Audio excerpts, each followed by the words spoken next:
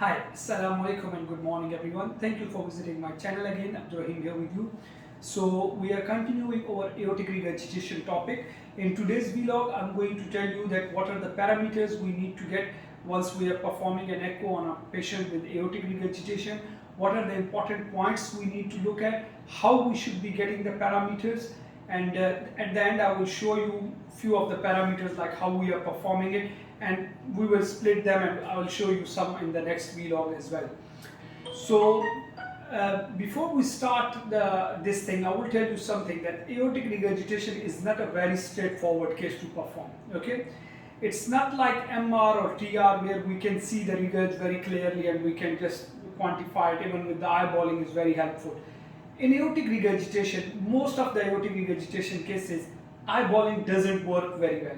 Okay, sometimes if you are not doing all the parameters or you are not paying attention to all the parameters, okay, you might be calling a severe aortic regurgitation as moderate or maybe sometimes mild, because especially in eccentric jets in aortic regurgitation, the AR visually looks like mild or maximum mild to moderate or moderate range. But if you pay attention to the other parameters, they give you a hint that there is more regurgitation which we are not seeing it.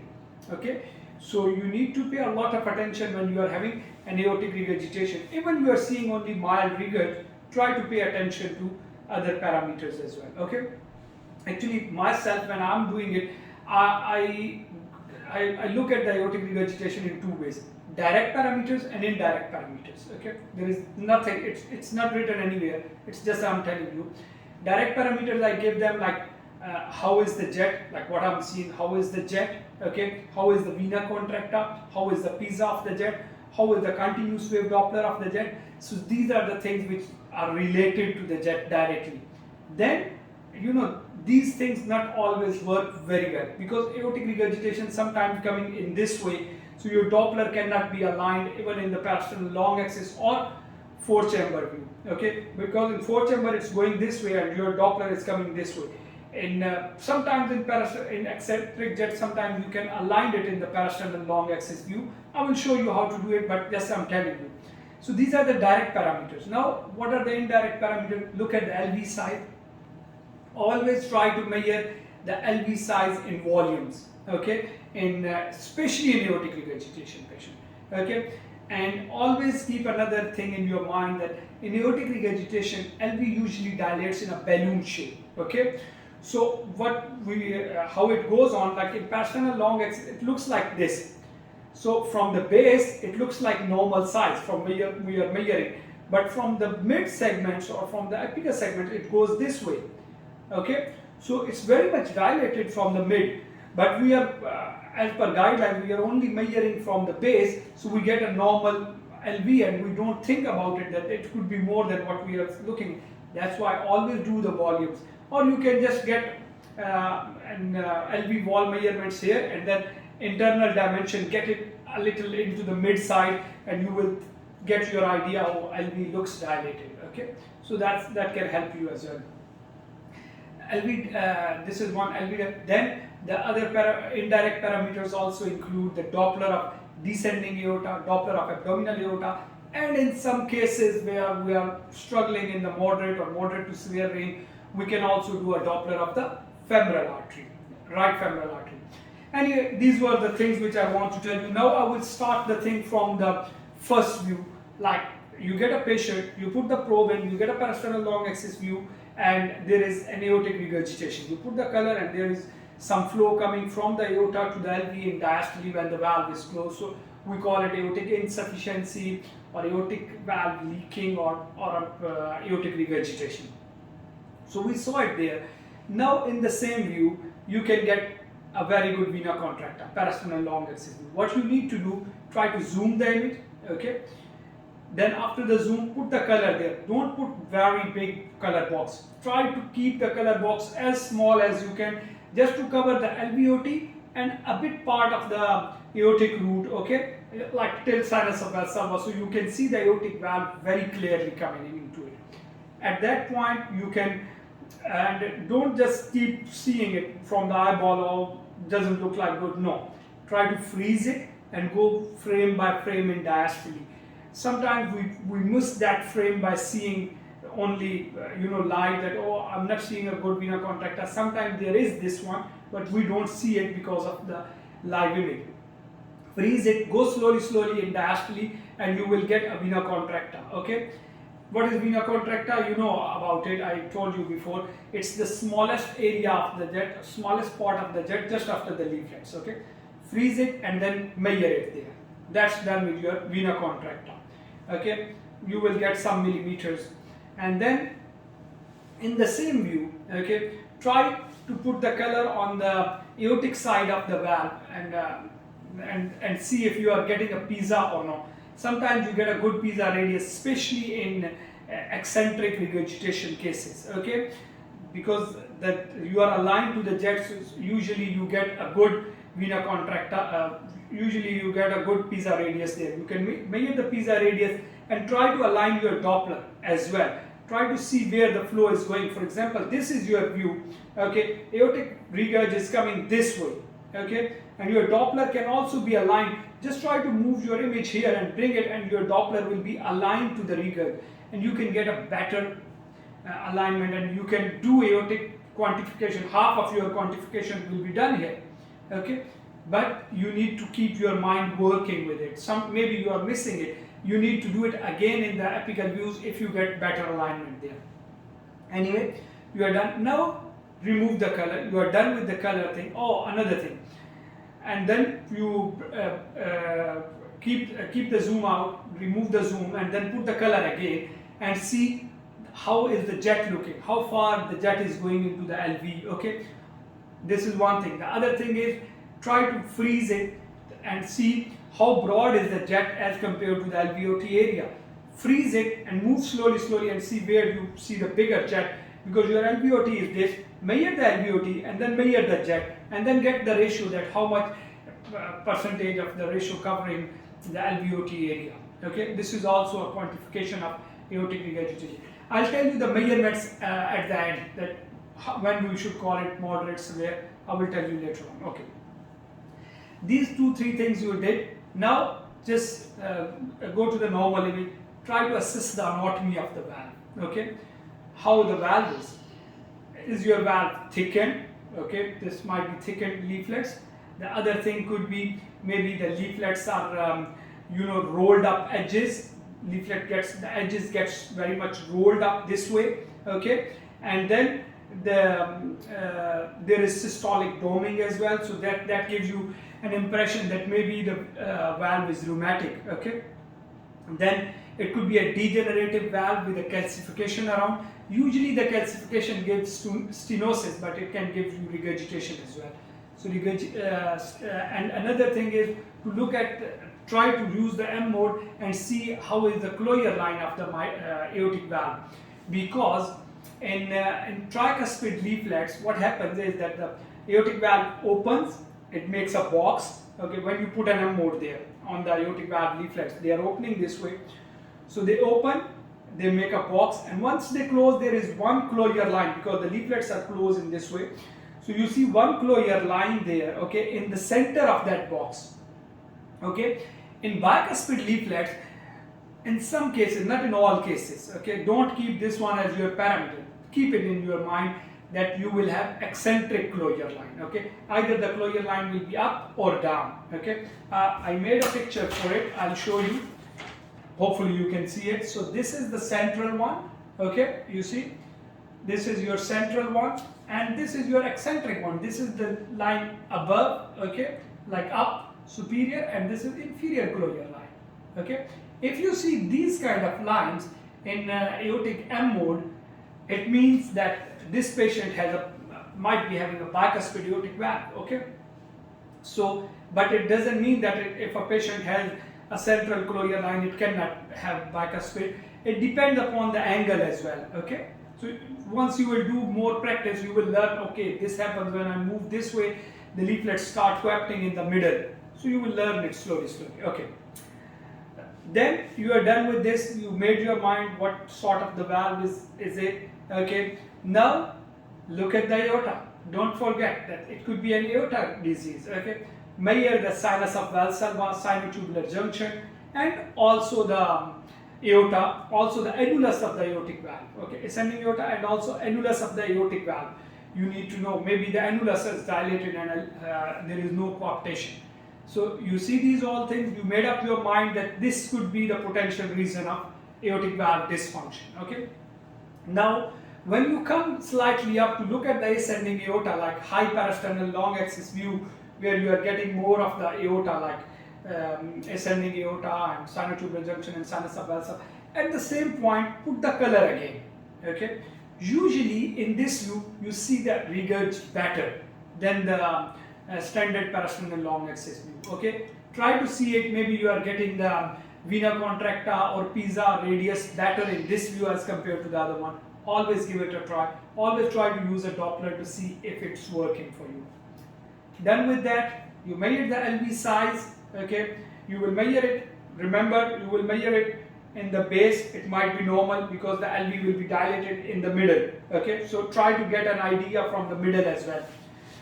Okay, so this is your parasternal long axis view done. You do your rest of the things. Then your next views, and once you come onto the short axis of the aortic valve, this view will tell you a lot. Okay, because you can see either it's a tri-leaflet or maybe a bi-leaflet valve. Okay, so you will have to look at very carefully. Sometimes the leaflets, sometimes you can have a small rat face. Okay, like a small leaflet which was not properly grown, and then the two more leaflets working, big leaflets. So you can see it. I'll show you the case so you will learn it better about it. Okay. So this is, you can assess the morphology of the valve there. If it's a calcified valve, you can see where the more calcification is, where the jet is arising from.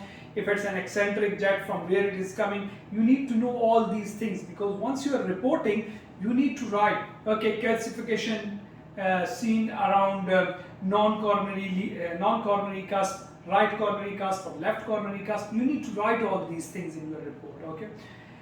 Then you are done with that. You can assess the LV function in short axis. Let's come to the 4-chamber. 4-chamber and 2-chamber. You will do very good acquisition, and then you will do the most important thing is the LV volumes. If you have the 3D probe, do the volumes with the 3D probe as well. Okay. So these things are done now.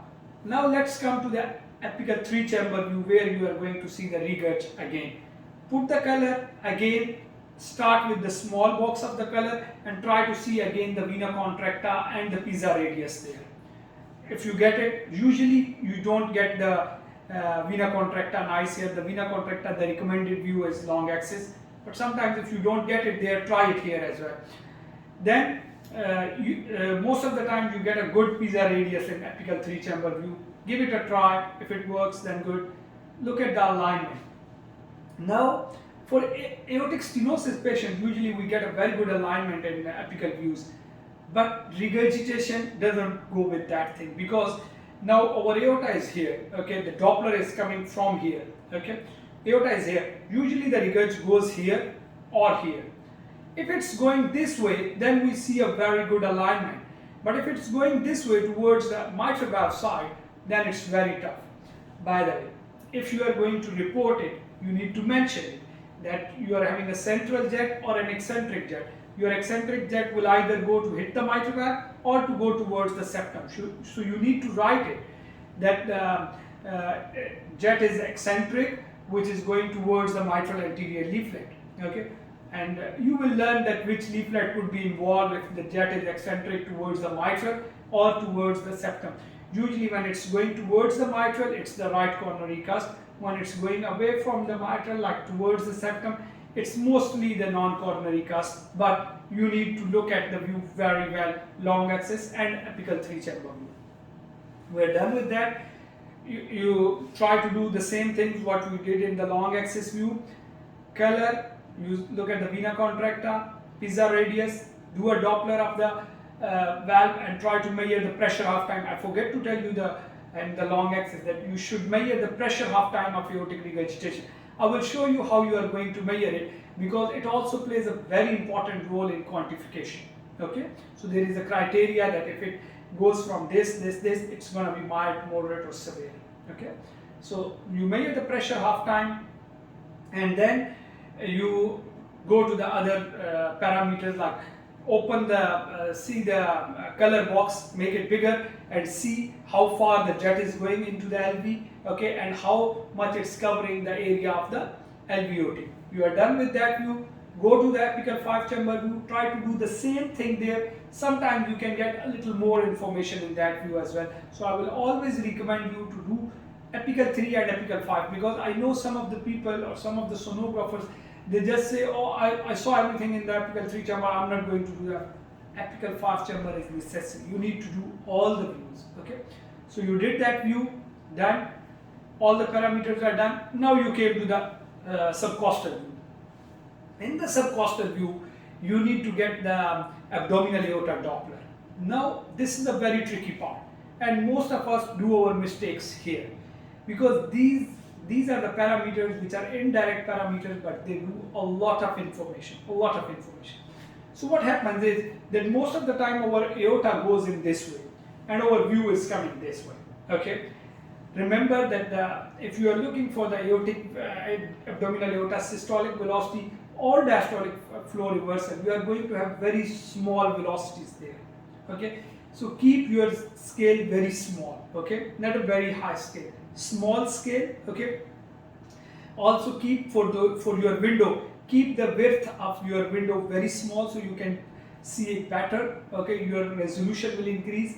Keep the color box small as you can to cover the aorta, see it better, okay? And then try to align your Doppler. It's very tough to align it where we are getting the image in the subcostal image, because aorta goes in this way and the Doppler is coming this way and the velocity is small. If we are talking about high velocity, the Doppler can detect it, but it's a small velocity, so it's not going to detect the velocity. Most of the cases in subcostal views. So try to go slightly down from your view, okay? Like near to the umbilical, okay? Just slightly above or slightly down from the umbilical line of the umbilical, okay? And try to image there. You will see a very much aorta going this way, very well aligned with your Doppler, very well aligned. I have seen even with the obese patients, I have made my diagnosis clear on this Doppler, okay? So try to come, I usually call it distal abdominal aorta. So you can see even the branches, the iliac branches coming from there. So you can get the abdominal aorta Doppler, put the color there, okay? You can reduce the color size, color scale, or also decrease the gains as well, so you see better the color. Put the Doppler there. You need to look at the diastolic flow reversal. It should be a hollow diastolic flow reversal. Hollow diastolic flow reversal means like it should be coming throughout the diastole, not only in early diastole, okay? Because in arteries, when you do the Doppler, even in the normal patient, you might see a triphasic flow, like it goes up, it comes down, and it goes up. Above the baseline, down the baseline, and then above the baseline. We call it triphasic flow. We need to look at not a triphasic flow, we need to look at a hollow diastolic flow reversal. Let me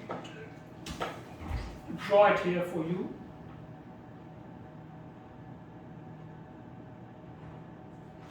So it looks like this. This is your systolic velocity, okay, and this is your diastolic. Earlier velocity will be high, this one is high, and then it goes this way, okay, and then it merges here, okay. So this is how you are going to see it. This is your hollow diastolic flow reversal in abdominal aorta. You get this flow there. If you get a very good flow, done, okay, you go to the next view. Next view is this one. By the way, there is another thing which I don't think that we should be doing, but anyway, you should measure the velocity, this last velocity here, okay, this one, okay. If it's more than 0.2 or 0.5, I'm not sure about it, one of this, then it calls severe aortic regurgitation. But if you see a hollow diastolic reversal, it mostly goes with severe in abdominal aorta. Let's come to the next view, which is suprasternal view. In suprasternal view, you see the descending aorta going downwards. Try to align the aorta, put the color there, and see. You will, if you see a lot of flow coming in, it already gives you a hint that this is severe aorta. Put the Doppler there. Here you will get the reversal above the baseline. Why? Because here the flow is coming towards me. When I was in abdominal aorta, the flow was going away from me. Okay, so it was coming down from the baseline. Here, the flow is coming towards my probe. So it's going to be above the baseline. Remember it. You are going to measure it in diastole. It's going to be above the baseline in descending aorta. Okay, so if you get this Doppler of, you will get it, and I will show you how you are going to get it. So let me make this one. So you have this. So this one, the upper one, this one you are going to get it in descending aorta. Okay, you need to, once you get this flow, what I circled at the moment, this one. Okay, this is your flow reversal due to aortic regurgitation. You need to trace this. Okay, you need to do the VTI of this flow. Okay, if your VTI is more than 15, it gives you an indication that there is a lot of flow coming back from the aorta, and it is a severe regurgitation. 15 is a number. Okay, just keep in your mind. So if you don't get it there, you can always try a femoral artery. I'll tell you later on how we do it, how we do that one. So I was thinking to show you a few of the parameters today, but I think the vlog is getting very long. So this is how you are going to do an aortic regurgitation patient. In the next vlog, I will show you how we perform them on the images. Okay. Thank you very much. Please keep subscribing and share it with the others. And if you have any questions, please feel free to ask me. Thank you. Bye-bye.